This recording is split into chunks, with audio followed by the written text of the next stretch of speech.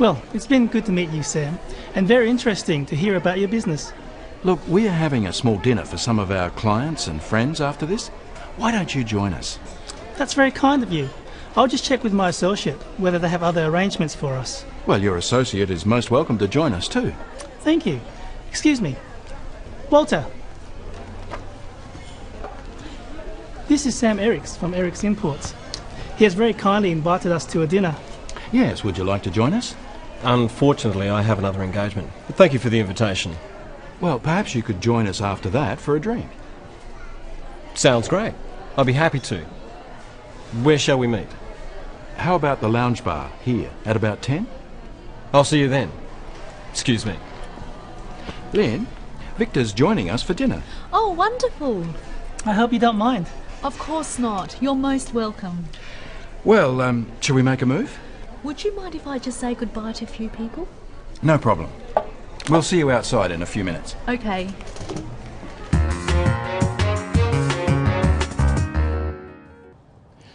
Let's look at invitations. How do you go about inviting someone to something? How does Sam invite Victor to his dinner? Look, we are having a small dinner for some of our clients and friends after this. Why don't you join us? Spoken invitations in this kind of situation are semi-formal. It's more like a suggestion than a formal invitation. There are a few different phrases you can use. Practice them with Sam. Why don't you join us? Perhaps you could join us. It would be great if you could join us. Would you like to join us? Notice that even though "it would be great if you could join us" is not in a question form, it is still being used as a question. Notice also how we use could and would in polite invitations, not can or will. How does Victor reply? That's very kind of you. He says, "That's very kind of you." When replying to an invitation, first thank the other person for the invitation, then give your answer. Here's Victor with some different ways of doing this. Thank you. That's very kind of you. That sounds good. And you can put them all together like this. Thank you. That's very kind of you. Sounds good. After thanking the person who asked, you need to give an answer. Either accept the invitation, or don't accept the invitation, or give a reason why you can't answer. What does Victor do? That's very kind of you. I'll just check with my associate whether they have other arrangements for us. Victor says he has to check with someone else. If there are other arrangements, Victor would make an excuse. When refusing an invitation, you should give a reason. Look at this. Would you like to join us? No, thanks. Oh, right. It's rude just to say no without a reason. And the reason should be a good one. Look again. Would you like to join us? No, thanks. It doesn't sound very interesting. Oh.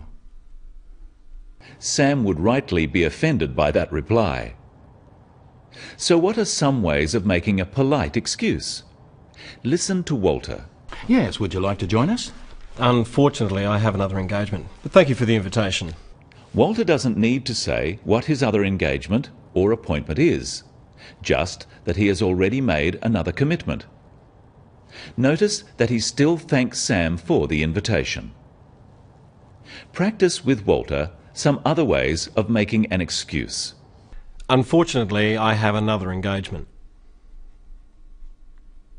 I'm afraid I have another commitment. I can't, I'm sorry. Perhaps another time. By saying perhaps another time, Walter is being polite and friendly, rather than just declining the invitation. Notice that he says, "I can't." This implies that he has another commitment, without having to say what that commitment is. This is acceptable in business. Sam and Walter make another arrangement. Watch how they do this. Well, perhaps you could join us after that for a drink. Sounds great. I'll be happy to. Where shall we meet? How about the lounge bar here at about 10?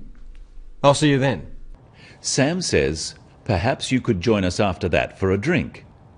By saying perhaps, he is leaving the invitation open. Walter is under no pressure to accept. Practice these phrases using perhaps with Sam. Perhaps you'd like to join us later.